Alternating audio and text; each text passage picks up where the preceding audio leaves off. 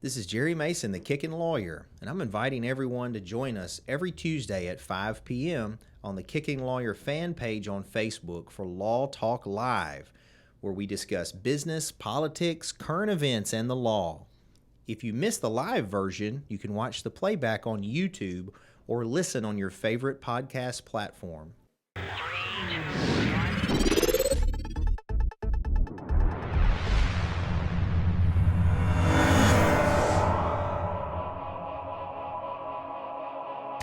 All right, it's Jerry Mason, Kickin Lawyer. We're live for another Law Talk. I want to remind you guys, if you haven't already, to like, follow, subscribe across platforms. We're on all social media platforms, all podcast platforms. We're everywhere. We've been getting a big following on TikTok.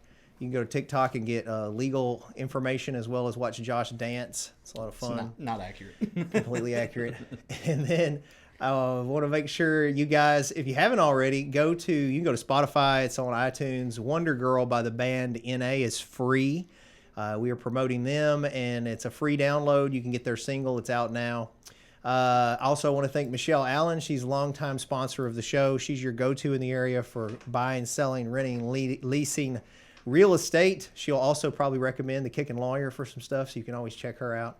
Also, we have Mason's High Octane Martial Arts, creating champions in martial arts and kicking lawyers alike since 1993. So you guys can check that out at masonsmartialarts.com. And the Cellar Restaurant Prohibition Bar. I will be there this afternoon, after this actually, doing the finals of our trivia tournament. It opens at 4 o'clock every day. Got good food, good drinks, so come check out the Cellar. And last but not least, we want to thank Masonite Digital Marketing. If you need help with your online presence, brand, etc., Josh will be glad to help you out with Masonite Digital Marketing. And so joining me today, which I just met myself now, is Mr. James Sullivan. How you doing, Mr. James? Doing all right, sir. How are you today? Good to see you. And I know you've done wrestling and podcasting and a lot of stuff. I thought I was busy until I saw everything you do, and I realized I'm not doing it. Well, I've slowed down a lot now. You saw me hobbling in here, so it's a little harder to do it. But for folks that don't know, tell them about yourself, who you are, what you do, all that. My name is James Sullivan, but I may have more of a following under the name of JP Diamond. The host of the hottest little rock and roll show in the world. It's a podcast called Hot Tracks with JP Diamond.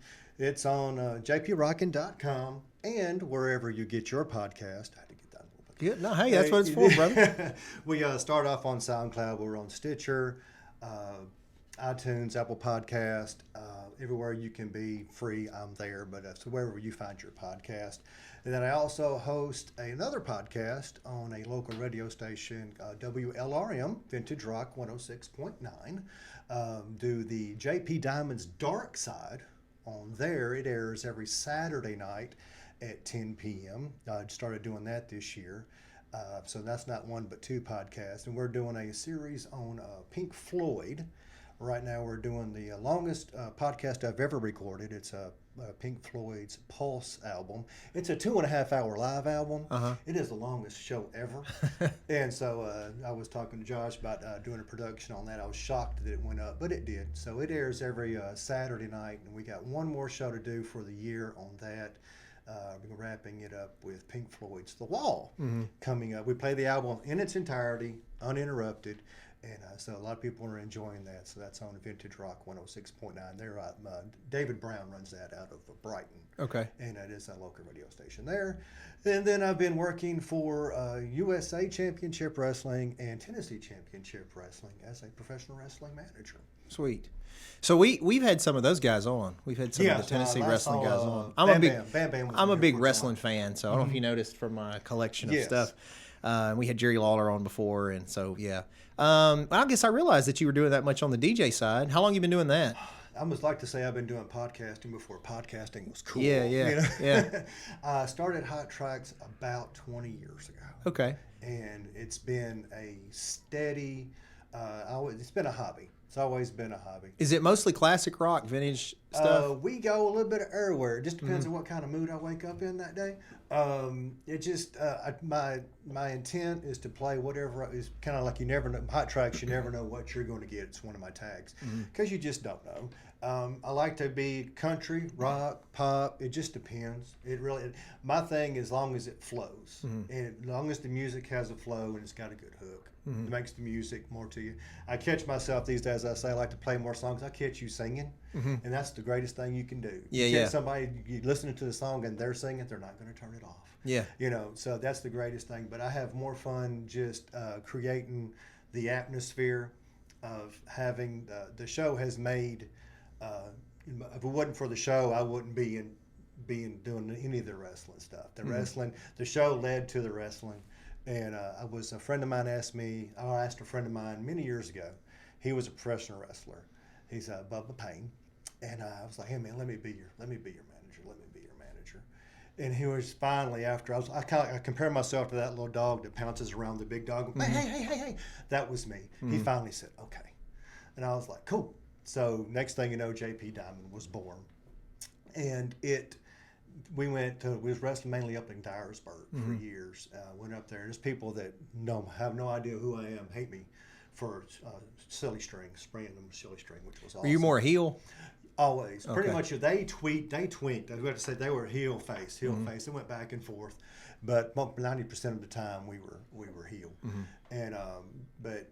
Pretty much, it just however it works out. Most of the time, managers are heel. I had a friend of mine tell me, and he's a wrestler manager. He always tell me, for a face to have a manager, it's more like a cheerleader, and nobody really wants a cheerleader. So it's like, yeah. Once you kind of keep that in perspective, it's like, yeah, you just pretty much have to be heel. But you do whatever. Burt Prentice, bless his heart, he was running a show up here in Covington. A few years back. It was like a fundraiser for the girls softball team at Covington High School, and I saw it on Tipton County Buzz, and I was just like, So I just put out there. I said, "Who's running this?" And somebody told me back Burt Prentice. I was like, "Oh, okay." So I messaged him like, "Hey, I used to be a manager. Basically, I was trying to get my grandkids have never seen me work. I got 3 grandbabies, and none of them ever seen me. Heard the stories, they've seen pictures, because back in then, you had the big old cameras, you really didn't carry them. It's not as easy as it is now. Yeah. So it was like they've never seen me work. I was like, I wanted my grandkids to see me work. I was like, I got a podcast. I can help promote the song. Promote the show in the area. He was like, didn't reply. I was like, man. So I took my grandkids to the show that night up here. And Bert was, he was running a show. Didn't want to bother him. He was just consistently just, it was just a circus. But he was, it was like, pandemonium. But he was running it. He was running the show. So I didn't want to bother him that night. So the next week, like Tuesday or so, I get a message and he's like, "Why didn't I see this?" And I was like, "Oh, I don't know why you didn't see this." And he's like, "I never check Messenger." So he gave me his phone number. It's probably one of just a couple conversations. Everything else we ever did was through text. And I was like, "Yeah, story, podcast, kids, blah." So, well, if you sell me some tickets, I can put you on the show. I was like, "Okay." So he sent me this poster of they were running a show in Millington the very next weekend at the National Guard Armory over on Navy. And I was just like, oh my God. To me, this was like a WrestleMania moment for me, because I had been out for so many years, and here I am like, okay. So I instantly had selling tickets, of course, and I did some little promos and stuff. But then one day, he sent me a poster while I was at work, and I was on the poster. They took Jerry Lawler off the poster and put a big ugly picture of JP Diamond on the poster. And I was just like, oh my. I was like, so I'm like in my office at home, I have a poster, and everybody signed that poster that night. I was like, please sign this. And it's like, everybody's kind of looking at me nuts. I'm like, yeah, I'm a Mark. I was like, yeah, just sign it. It was like, so that's what started. And then, so in my mind, I was already counting down to the Covington show for the next year. And so about late December, right along January, I reached out to Bert. And I was like, hey, so you going to be running that show in Covington again this year? And he was like, yeah. I was like, what can I do for you? And he had these mystery boxes. And he would wrap them in like Christmas wrapping paper. So I always had like a ton of, at work, I was able to get a ton of Christmas wrapping paper. So I was like, hey, do you need some wrapping paper? He was like, yeah. I was like, well, I can get you this wrapping paper. And he was like, oh, cool. So that's how I ended up on the show. So we did another show up here in Covington. And after that, one day I basically wrapping up that show that night, I said, you know, it would be really cool to work in Oman. They run shows at Oman Arena in Jackson. Mm-hmm. And he was like, oh, okay, in March, blah, blah, blah, blah, blah, be there. I was like, okay. Well, just that was it. I was like, okay. And then a few weeks later, he sends me a poster, and he's got me down there on a matching poster. He said, like, I'm a man of my word. And I was like, Bird, I never doubted you. Now, as a manager, did you wrestle with them at all? Or did you play I'm played very the heel. familiar Yeah, with it, I but played the sometimes heel. the manager is some kind of involved. I get involved, yes, they Yeah. do. There's been instances I've take bumps. We'll phrase it like that. Yeah. So Bam Bam, I can't remember if this was on the air or off when we had him on. He was hardcore, and rightly so, wanting us to sponsor the show they had, and so we were borderline going to do it. Part of the problem was it was in I think McNary. It was either McNary or Hardeman, which is a little out. Selmer. Maybe that's where it was at. Selmer. Yeah, and so it's a little out. And one of the things he wanted to do is apparently there's another guy that's kind of a heel manager that's a lawyer. Lucky P. Larson, manager of the Stars. What's up, Lucky? And he was thinking that it'd be a cool storyline if the Kickin lawyer came in, specifically sort of versus because he carries a briefcase or something around. Yes, Yeah. Lucky by far is much. He started out with Bert, and Bert has used him for years. But yes, Bert, Well, but see, he works a little bit of everywhere. prior to this accident here, the Kickin lawyer was very, very physical. Like I'm a seventh degree in Taekwondo, and I did pro MMA, kickboxing, etc. And I can kick and flip and the whole deal still. But this was sort of a freak accident. So I had some interest in it because I haven't done any pro wrestling. I thought it'd be kind of cool to get into. Man, it's like people. I don't know if you ever said. People say when you get tattoos, once you do it, you want another hooked one. on it. Once you get in the ring, they're adrenaline.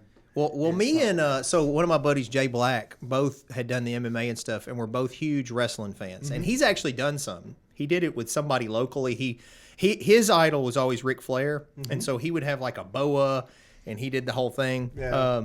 But so that was a question I had because I knew we were talking about wrestling a little bit. By the way, don't let me forget to open my gift. He was nice enough to bring me some swag. I'm usually the one giving Kickin lawyer stuff, but he's trying to one up me, and he gave me some stuff, so I like it. So tell me this: who do you think all-time greatest wrestler? If you had to pick one, who do you think? If we could call my wife at home real quick, she could answer this question for me. I'm a Lawler guy. Okay. 100% Lawler guy, and it started. Here it comes, Jerry. Jerry had a nickel for every time somebody said, "My dad raised me on wrestling." He'd probably be a multi-billionaire. Yeah. My dad raised me on professional wrestling. Every Saturday, in my house, who was in there, we'd watch wrestling. We'd go get some breakfast and then go to a movie. That was the way it was. So my dad got in bad health a few years ago, and we were at Methodist North. And it was his time, and they were moved us from the ICU up to hospice. So while we're up in the hospice, they're moving him, and we were in the hallway, and this nurse is trying to get my dad situated, and the nurse goes, "Y'all need," very rudely, so y'all need to go over into this other hall, and it was like, okay. So me and my family would go over to this other hall. We're sitting there, and you hear a door open. We look down the hall. And it's Jerry Lawler and his then girlfriend and her son. And I can't tell you what switch flicked in my head. My wife says I lost my mind. I just stood up. And Jerry Lawler comes down the hallway, and we commenced to talking. And like I said, we talked. Dad raised him on wrestling and everything. So was kind of going through the story and everything. And it was like he would be thrilled if you would talk to him. My dad was in a bad way. My dad probably had no idea. He spent over an hour with us in that hospital room, just talking and trying to talk to my dad and talking to us and consoling us and everything. And it blew my mind. I was just like, is this real life right now? So my dad passed the next morning. A few months later, they were running a show in Memphis. Wildfire Wrestling that's Kevin Lawler's company. They were running a show in Memphis, and Lawler and Dundee were supposed to go at it in a Southern Heavyweight Championship tournament. So I called my brother up, and I was like, "Hey man, do you want to go to this show. I was like, that thing, Dad, for Dad, I think that would be be kind of neat. So we went, and so Lawler's sitting at his table during intermission. So I go up to him and I was like, I don't know if you remember me or not. I was like, you sat with my dad and me at the hospital. He goes, oh yeah, we went back the next morning to check on. The nurses said he had passed away, and you could have knocked me over with a feather. I was like, what? Yeah. And it's so, to me at that moment, that just kind of grounded it. That man he was in a hospital for his brother who was in bad health at the time. He had no reason whatsoever to come and mess with little old me and my dad, Yeah, well, I can kind of echo some of that. So he was on this podcast, right? Super nice dude. And I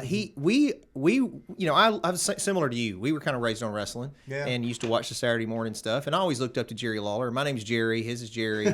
I'm Jerry the Lawyer. He's Jerry Lawler. So I've always get confused in a Google search real quick. Exactly. So I've always kind of mixed it together. But anyway, when we got a hold of him and he agreed to come, I thought he was only going to be here 30 minutes. His time is very valuable. And man, this guy stayed hour and a half plus, and he probably would have stayed longer. I ended up kind of cutting it off. Yeah. And one of the best podcasts we've had. Yeah. And then after even talked to me, he brought me a Superman. My office is all Superman decorated. He brought me this I'm Superman. a Superman guy too. I got Sweet. So like mine's, right? Anyway, so he brought me this that I got hanging up in there and was just so genuinely nice. I feel bad though because I think I've never told anybody this part. When I was walking him out, I don't hang around. There are not many people that I get like starstruck in front of. Right. Like, I mean, there's a couple of people I look up to, but most people that people would consider celebrities. Yeah. Man, I don't think about it. It's just they're people, Right. But he's sort of just like you think of him. He's sort of an icon to me. Right. And so when I walked him out, I had just got this Jaguar in this car, and it's used. It's not like it's expensive or nothing. But I assume he's got a Batmobile. He's got all this stuff. So I was like, oh yeah, what'd you drive up here in? Kind of. But I think hindsight, it probably made me sound real superficial because he's like, I'm just in my truck. Like it's not a big deal. And but yeah, man, he was way more down to earth than I thought he would be. Very down. He was super cool. I was trying to think who I would think would be. Growing up, I liked Jerry Lawler, obviously, but Hulk Hogan. I was that era in the 80s, so I was a big Hulk Hogan fan. Jerry Lawler's definitely top 2, 3. Josh, did you watch wrestling much? I never was a big wrestler. Justin did. I was aware of a lot of them through I remember Hulk Hogan was in like one of the Rocky movies and stuff like that. So that was my experience. Thunder Lips. He was Thunder Lips. Yes. In there, yeah. Huh. That's what Hogan did the best as far as parlaying it into more of a career. Well, I would say until The Rock. Until The Rock. Until The Rock. The Rock's taking it to a whole other level. Rock changed rules. That's a whole other. Man, and you talk about that dude. What is he? Late 40s now? 50s. And he's bigger than he was. Yeah. Like this guy's got it down to a science. His charisma is he's a very smart man. Oh, sure. Very smart man. But Yeah, his charisma, he can walk into a room and win everybody over in a second. And we were watching the show What the Young Rock just the other night, and it was just like, it's awesome to see what he's done. He's parlayed it. And, he's talking about his whole thing. He started out with $7, and now look what he's at.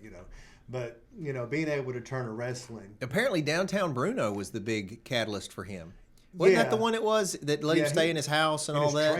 In his trailer. And then I think didn't he end up giving him a truck? I think he came back and there was some odd animosity between the two. There wasn't all hugs and kisses for a long time. Yeah, because it wasn't until he paid back a little bit because for years it was because Bruno lives down in Olive Branch, I think it is, or somewhere. Somewhere down there, and he works for WWE. He's not like prominent or rolling in it, but he's so for a long time you heard on different podcasts it was legitimate animosity because it was like, hey man, let some of that roll down here. Well, that was also true with Jerry Lawler and Bill Dundee. Yes. There was some animosity there. I had, I don't know if I've told this on the podcast, but so I used to do fight promotion. I did the High Octane Fighting Championship. We did MMA and kickboxing fights for years. Anyway, back when I did it in the beginning, this was before MMA was as prevalent as it is now. And so I had trouble filling the cards. I couldn't get fighters. So a matter of fact, they would be doing like Iron Man stuff. I'd have them do a kickboxing match and then an MMA match, the same guys. So one of the things we did to try to diversify is one time we decided to do a pro wrestling match in intermission. and I managed to get a hold of Bill Dundee, Yeah. Bill Superstar Dundee. Yeah. And I was excited about him because it's the same era as Lawler. You know, Right. he Oh, was yeah, he was a big dude back then, so I was excited to have. Some of the best Memphis matches Sure. ever are Lawler versus Dundee. Yeah. That's the biggest feud So- in Memphis history almost. Well, he shows up, right? And the way I did the shows, I was the announcer, the referee, all these different things. So I was in the ring the whole time. Right. So and I'm introducing him because I haven't had a chance to go meet him myself. I'm running the show. He showed up in the middle of the show. In any event, so this one runner guy I had runs up to me and he goes, he wants to talk to you. And I'm literally have announced Bill Dundee, and I was like, well, I'm in the state. You know, is he coming to the? He's like, he wants to talk to you first. He wants to get paid. Yes. So I go back to where he is, and he's come. He's What's got that envelope with he's his got name on these. it? He's got these two women with him. You know, he's there. He's ready to go. Yeah. The superstar, right? And he's like, yeah. He's like, I forget how he asked for it, but he wanted his money. Yes. And I go, That's, I got you, brother. I got you. So I give him his money. And then as soon as I do that, he's good to He's go, on. man. He's on. And it was one of the greatest experiences I had. I just said I'd never professionally wrestled, but I was the referee between him and Brian Collins. It was Brian Flying Brian Collins, who was a local guy around here. Anyway, Yeah. so I'm reffing. And I knew nothing about professional. I'd done all I'd ever done was real fighting, right? And Right. not knocking it. Oh, yeah. But you know what I mean? I had never done where it's a work. So, and they had briefly talked beforehand, but I mean, he had just got there. So they were just playing off each other. Well, I could hear him kind of talking to him in Calling the the match. spots. And then, so anyway, there was this one guy that was another fight. I also had a fight team. This guy was also run a rival fight team, and he threw a chair in the ring, just as a joke. So Bill Dundee picks up the chair, and at first he kind of acts like he's going to swing at Collins, and he's scared. And then he goes to swing at me, and I kick it out of his hands. I kick the chair out of his hands. Well, then I saw his eyes go, and he realized I knew something. So, and the crowd, of course, exploded when that happened. So he goes, do it again, do it again. So then he comes at me and swings the chair again, and I kick it again, out of his hands, and they're all going crazy. And so he worked me into the whole thing, which was a huge deal to me. And then he even did I want to say he pulled fire or a chain out or something. In the middle of it. I was always told in the early beginnings, don't ever pull anything unless you intend on using it. So you don't grab a chair. Yeah. Diamond carries a bat. I always got the guy with the black hat and a red baseball bat. That's my hook. But Diamond, just as Lucky P carries a briefcase, I carry a bat. And it's a real bat. It can hurt somebody if you're not careful. And so I always make sure, like, I bang it on the turnbuckle or something, so you can hear that ding, so you don't think I'm coming out here with a wiffle bat, But they said from the early times, they told me, don't bring a weapon, don't grab a chair or something unless you intend on using it, because somebody at some point it can and will be used. But, my thing is I like being involved. To me, that's the thrill of it. When I find out that I am going to take a bump, that's like, oh, okay, how am I getting in, and then the immediate nervousness of, okay, don't blow this, because if you blow this, they ain't going to ask you to come back. But it's like just how much fun with Tennessee Championship Wrestling. Casey Gold has been awesome to me. He lets me. I'm about as part-time as you can get, and he runs shows in Selmer, Dixon. They've been running shows in Jackson, Tennessee as well. I think he's trying to get back into Jackson, and he has been awesome with me. He's got me where I've been working with Mr. Marvelous Mike Mayo. And I weigh more than Mike does, so that's we've been working together for the last few times that I've worked. He's very good, very nice to me. I have met so many guys in the thing that in just over nice. Everybody's just been super cool. You go in, the biggest thing, it's like tradition that you do when you go into a locker room. You immediately introduce yourself to everybody. So so now it gets easier when you actually know some of these guys, and everybody's just been. Me and Bam Bam had a good talk at the last show I was at, the one that he wanted to sponsor.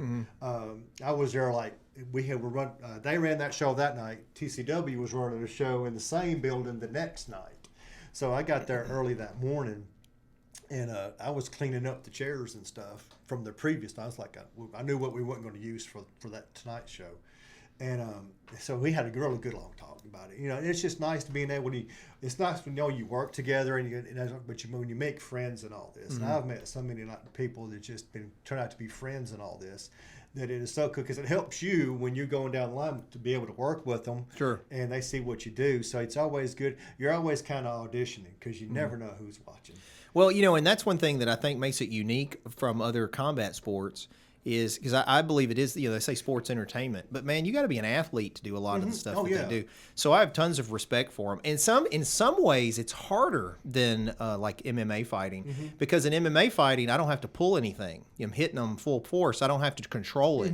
Whereas in the wrestling, you have to try to you're trying to put on a good show, but not necessarily hurt your opponent. It's like I carry a bat. I got to know how to hit somebody with that bat. Yeah, and you did get a comment. Christian Kelly said that JP Diamond is by far my favorite wrestler after Lawler. It wouldn't hurt anything if I wasn't his pawpaw. There's a little bit. I have to say, there's a little bit of favoritism going on there. Rudy Poot, hi Rudy Poot. That's my grandson. They're the reason that I started. Was doing something around the house one day, and my bag was in a closet, and they were like, "What is that?" And I was like, I said, "That's my diamond bag," and he goes, "You still got it packed?" And I just kind of looked at him, and I was like, "You never know." Yeah. I was like, "I got one more run in me." And then that's kind of where it all started. So when we started wrestling again, they've met Kane because of me. He's met James Ellsworth, and we've done all kinds of crazy stuff. So it was more of what can I do for my grandkids? Because now I think we're at the point to where they're like, oh, okay, Papa's wrestling again. Well, in the beginning there was sort of a back and forth with MMA and wrestling over MMA guys looking down on wrestling or vice versa. But I think now there's a happy evolution because if you look at some of the top MMA guys, what they've done, or they're taking the mouth running into MMA. Oh, yeah. So the top look, Conor McGregor was obviously one of the first ones. Yeah. Cody, what is his name? There's another one that I see his face. But all the ones at the high end run their mouth, and they're really doing wrestling promos is what they're doing. I've mentioned this before. You would know it. But at night, a lot of times when I'm laying in bed, what I'm watching is on YouTube is wrestling promos. Oh, yeah. Like, I love watching the smack talking. Bert told me once upon a time, he was like, you don't got to do the promos. And I was like, but I love doing the promos. Yeah, there's an art to it. Like, you know how much time I spend? I mean, who do you think does the best promos ever? Oh, wow. I know who I think. Best promo? By far, The Rock. I mean, he's got the best mouth in all of it. Yeah. And all his stuff is it's unique, and you can tell it's off the cuff. I was going to say Ric Flair. Flair's good. Yeah, he's but got some Flair's good all about the jet flying, Rolex wearing. That's his gimmick. Him being rich is his gimmick. Yeah. But he can talk. He can talk a lot, and he can talk it. But mine, I mean, back in the late 80s or so, I acquired a bunch of like street signs and stuff. We won't go into that. I'm talking to a lawyer, but I'm the defense lawyer. But you may not be outside. You have my card in that bag. You may not be outside the SOL on it. So I hope I am. Anyway, I thought, hey, what better place for me to shoot my promos? It's like all these freaking street signs in my bag. And I was like, there you go, instant background. So I mean, I've gotten you get the little light ring and everything, and I was just like, oh yeah. And so whenever he would tell me where I'm going to be, that would be the first thing I do. It's like, all right, what's my promo going to be about? And he could 9 times out of 10, I didn't know what I was going to be doing that night. So most of it was plugging that card. If I did happen to know who I was going to be working with, I'd plug the match, but the entire card too. But my best thing, that was my first thing. It's like, okay, I'm working. All right, when am I doing my promo? I was like, I got to make a promo. You start thinking about the logistics, what it's going to look like, what do I want to say. To me, that's half the fun. Yeah. For me, was doing the promos. So I really just being in character and just talking smack was really. Well, talking about promos, let's see what your promo and I brought swag a pretty is. bag. It's got glitter. It is. It's pretty. Here, I'll turn it around so I can see the glitter. Some of that glitter is probably going to come up on your desk there. So let's see, sticker? Yeah, it's a window sticker. It's a Hot Tracks, JPRockin.com window sticker.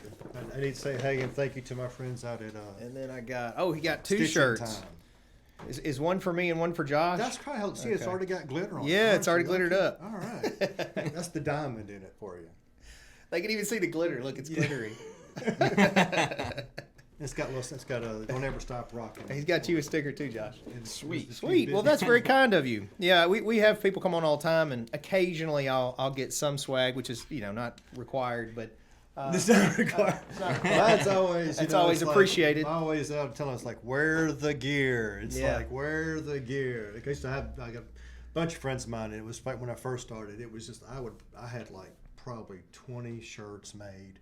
And I was just, here, everybody said, oh, man, I want a shirt. I didn't get a shirt. I don't have a shirt. Give me just a couple of days. I was like, I call whoever I'm making. I'm like, okay, right there is made by Stitch in Time. Yeah. That's who used to do my all of our shirts back in the day. They hooked me up with that. And, On your radio stuff, so when you play the songs, are you playing an actual record or are you playing the digital version of digital them? version. Digital version. There's the version. Well, part of why I ask is, and I announced this last week, I hope to open Oh, I saw it. in the spring a vintage record bookstore recording studio. It's going to have a lot of stuff in it. And, there's a different sound with records. There is. That I think is starting to be appreciated now more than it was. I was just curious. The cost of vinyl is way more than it used to be. Oh, sure. Well, now what used to go for a couple of dollars, Yes. now they're getting $30, $40 for some people old are records. like re-releasing their stuff on vinyl, I guess, because it's popular now. But no, everything I do is digital. That way, basically, it's easy. I have, it's like I buy everything that I have. Well, to you're have. welcome to play something from the band NA. I looked for it the other day and I could not find it. It's on, so it's on Spotify. So that we've got to do something about. And I shouldn't say this without them here because they'll be on next. So my son is in it. Yes. But they're actually super good. I don't know if you can pull it up, Josh, and you can actually play it on the air. Josh said it was actually good. Yeah, no, I mean, all jokes aside, the whole album is good. It's funny you were talking about the hooks and stuff because what they did, they were almost going to call the album Sellout.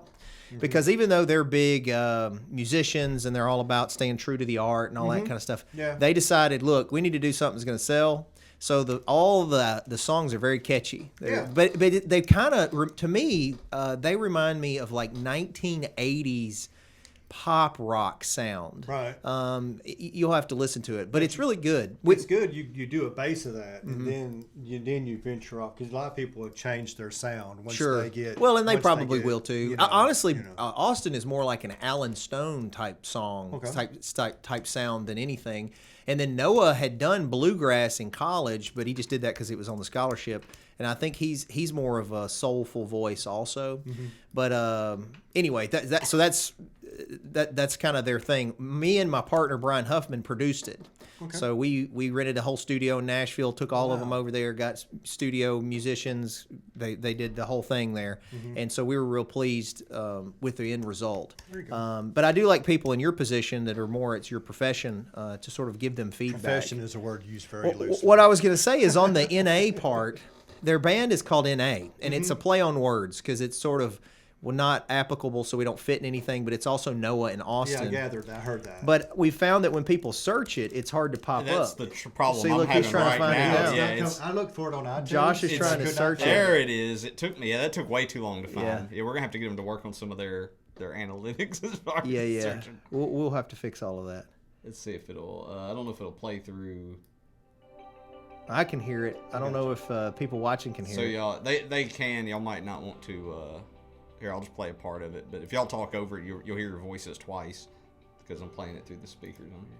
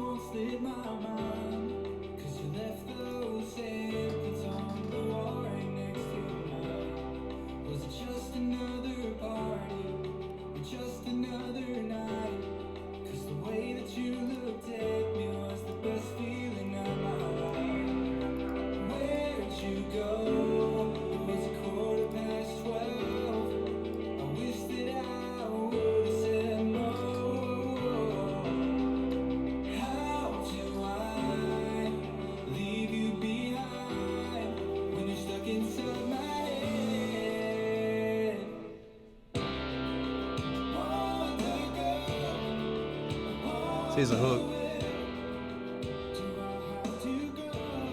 That's good.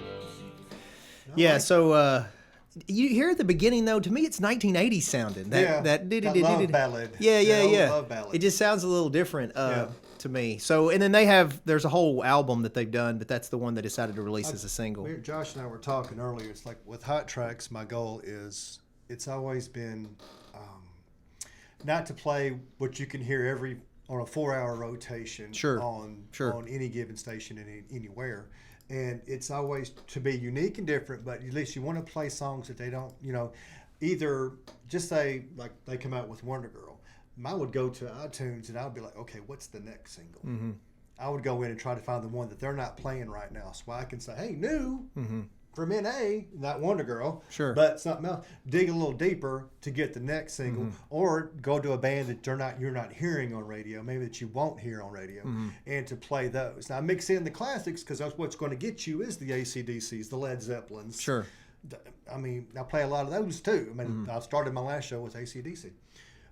Highway to Hell, because I was on the highway so much. Josh likes AC/DC. I'm all about it. That's my favorite band is AC/DC. Have you ever tried to sit down during an AC/DC concert? I ain't never been to one. But it's my dream concert. We went to AC/DC at the Forum many moons ago. It was the Runaway Train album. They came to FedEx, and 3 hours of standing up.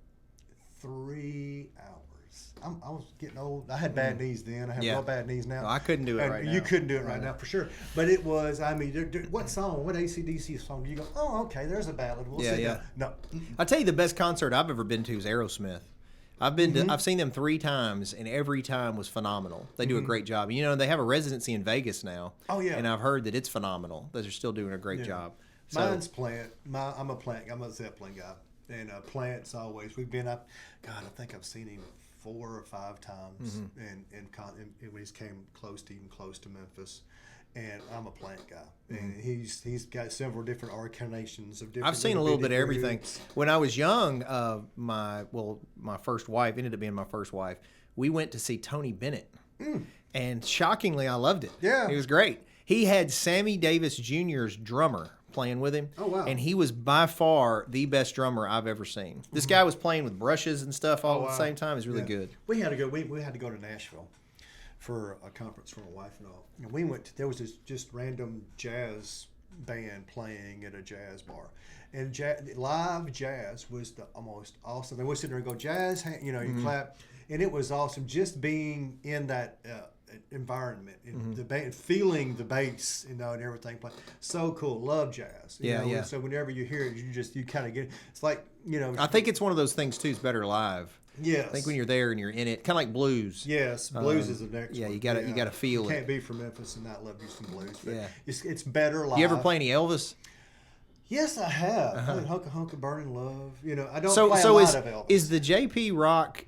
Rockin', is that the podcast? Yes, that's the website. That's the home for everything Hot Tracks, jprockin.com. That's the home for the Twitters, the Facebook, and everything. And the links to the podcast is at jprockin.com. And it's all free. Every bit of it. Don't make a nickel. Sweet. That's not what my wife said. But no, I'm just kidding. She supports me. Bless her heart. She supports me with all this mess over the years. I told Josh earlier. She's, when I told her I was going to be on this show, she was just like, oh, okay. It's not. She's not surprised anymore. Whenever back when I was like, okay, we're going to Omen. She was like, what?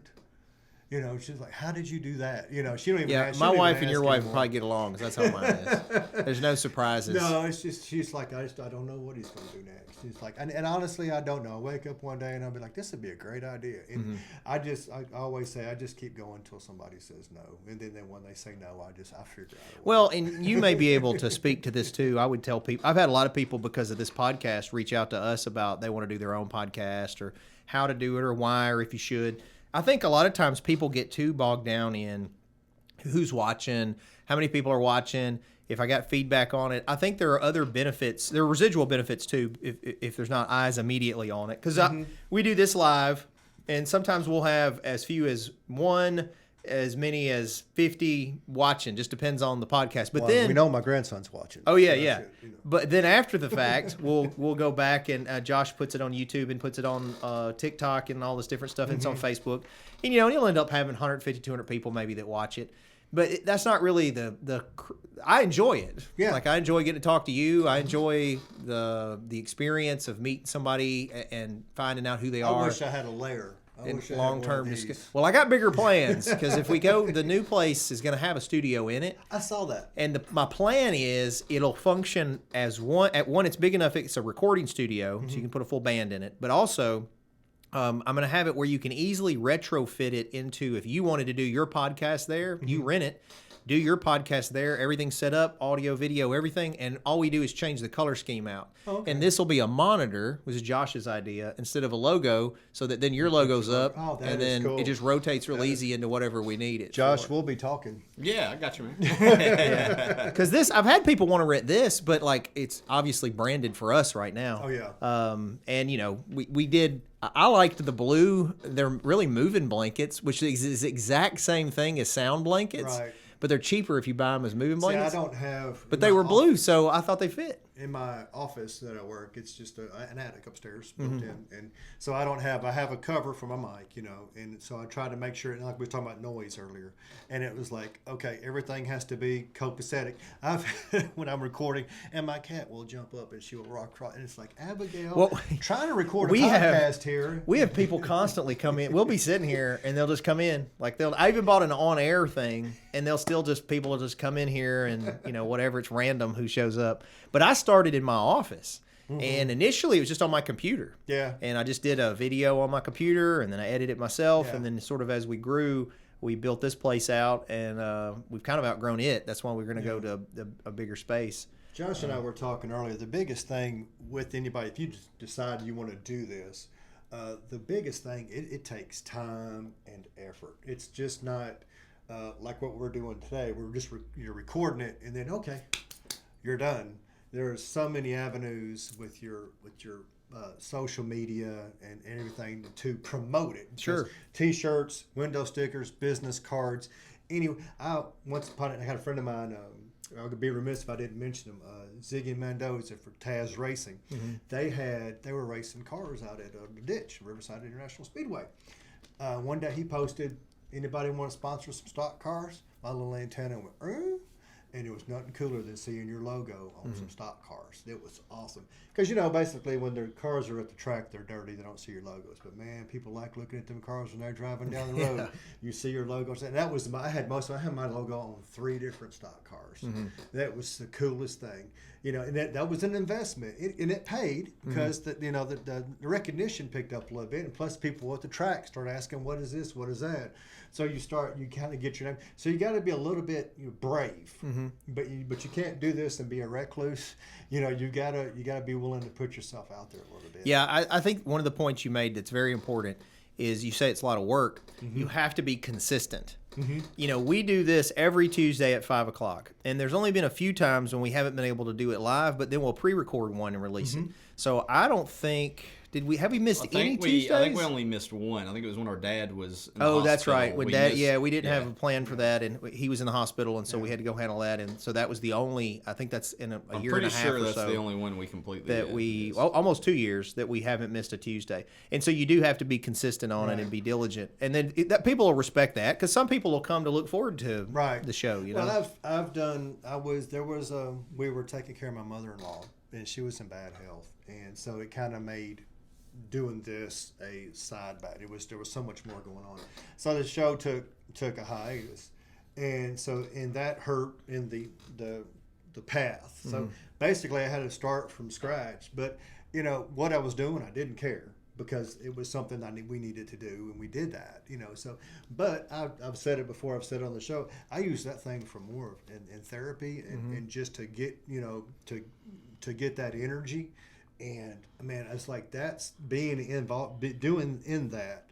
You know, it's like I take what Josh does back there behind. He's doing all the production. If I didn't have to do all that part, if I could just sit here and do this, I'd be one happy camper. Yeah.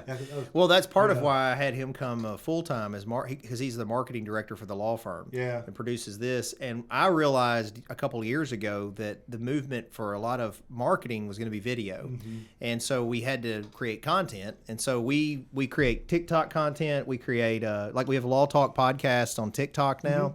We had the Kickin lawyer. and it's got good traction. But it originally had podcast clips and legal direction, legal advice type stuff. Well, now we've got Kickin' Lawyers, just the legal stuff. Law Talk Podcast is just the clips. But my point is, like, if you want to be, if you want to stay current as a business or a brand, or whether it's your personal or professional brand, you definitely got to have a video component. And I do agree, if you want to go to the higher level, one of the hardest parts is the editing and the production side. And so I used to do all of that too, and you're right, it's a pain. Yes, And now Josh can do it full time. But additionally, like I've told this before on here, because I don't, is yours live or you record it and then air it? Canned. Everything's canned. Yeah, so we wanted to do live version where people could comment actively and it'd be a live show. Very difficult. Yes. That got into like TV production stuff. He's got a switcher box over there. It ended up getting way more involved. Let me correct you. You wanted to do live. Yeah. I've been wanting to do pre-recorded the whole time. Yeah. I like the live. I like that people can watch and comment. I told Josh earlier, I was like, I'm a radio guy. That's what I wanted to do, was radio. So the old of radio was being a live DJ. That's what I wanted to do, a live show. And it's really hard. First, you got to have the right technology and everything to be able to do it live. I enjoy the interaction of live. I think that would be totally cool. I don't know how I'd pull it off. I think I'm still a pretty good ways away. I don't think it's something I want to do permanently. I think it would be something cool to do, like every now and again. But now and again do a live one just for the sure. Well, I mean, there's not a knock either way. Yeah. I personally like being authentic. I try to not, I mean, you either like me or you don't like me. There's things I'll say people won't like. There's people I say they will. Right. And I think it's all, when you're live, there's less hidden, because it is what it is. Yeah. I've been on here before and had a little too much bourbon and said a few things live because I would just drink bourbon while I was doing it live. Those are some of the longest ones. Some of my best shows are after I've had a couple. Yeah, shots, yeah. But my point is, like, it's me. It's authentic. True. So I just think that's good. I think, even as with JP Diamond, the show, it is every bit of me. There is, I don't have a pretense or anything. I have no agenda. My thing is that I'm not trying to be left. I'm not trying to be right. I'm trying to entertain. That's my job. My thing is, if I make you laugh just a little bit, I've done my job.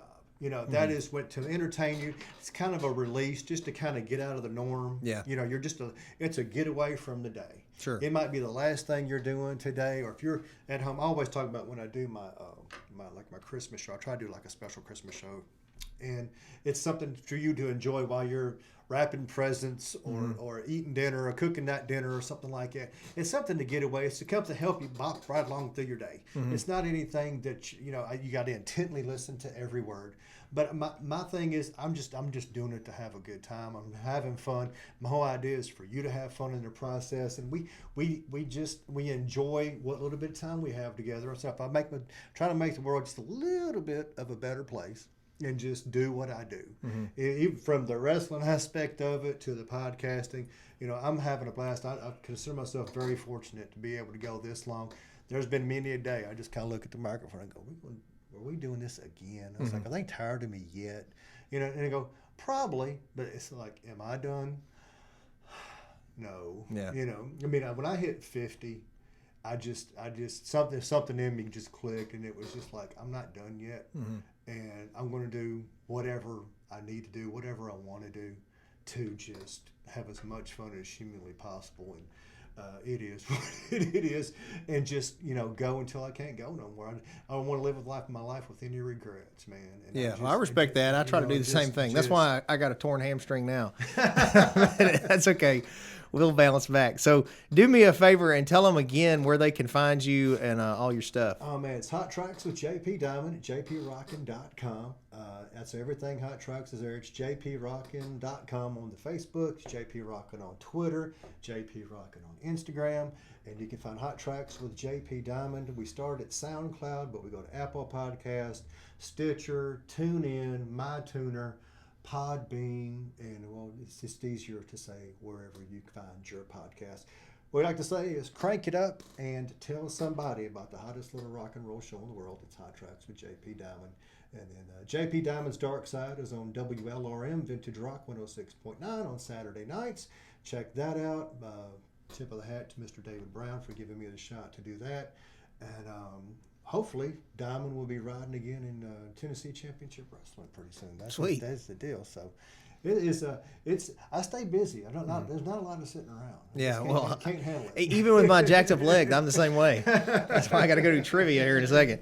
So, and I want to thank everybody that watched today too. Don't forget to also follow, like, and subscribe to our content. We're on all platforms, podcast and social media. We're on TikTok. That's been a big lead for us. I think we're up to like 17,000 followers on that, which is pretty cool. Wow. And anyway, check us out on that. As always, I want to remind you to download Wonder Girl from the band NA. It's free. It costs nothing. So go check it out. Which means they will be on Hot Track soon. Thanks. Thank you for that. We want to thank Michelle Allen. She's a longtime sponsor of the show. She's your go-to realtor in the area. She'll be glad to help you out buying, selling, renting, leasing real estate. Of course, Mason's High Octane Martial Arts, one of my businesses, is here in Covington since '93. Is really the start of the Kickin Lawyer. All jokes aside, though, it really is good for kids. A good confidence boost. I'm the person I am today largely because of my martial arts. And y'all have a new location soon. Yeah, and we're moving to a bigger location over by where Total Fitness is building out. Speaking of that, Jason Glass, I forgot to call you earlier today. I'll get back with you. The Cellar, I'll be there shortly. The Cellar Restaurant Prohibition Bar is located here in Covington, serving great drinks and great food. 4 o'clock every day, 7 days a week. Come visit us at the Cellar.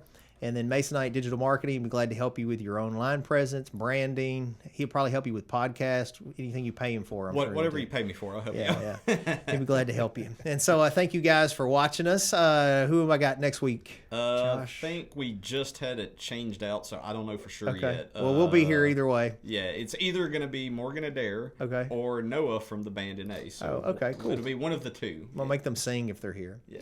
All right, and I want to thank Mr. You go by JP? Or today? JP, yeah. Mr. Sullivan. It's JP Diamond. Okay, I want to thank him for being on the show. We'll look forward to seeing him and hearing him too, listening to him on his podcast. And you guys hopefully check us out. Now, I hope you have a good rest of your week. Check us out next week. Keep kicking.